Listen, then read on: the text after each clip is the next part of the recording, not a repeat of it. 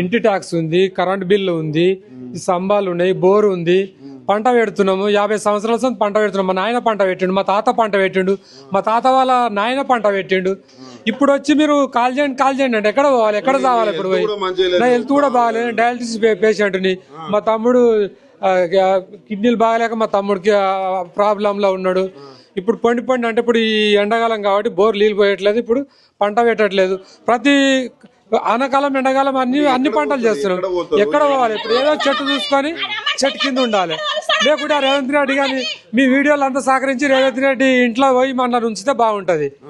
ఆయన ఇంట్లో మేము ఉంటాము.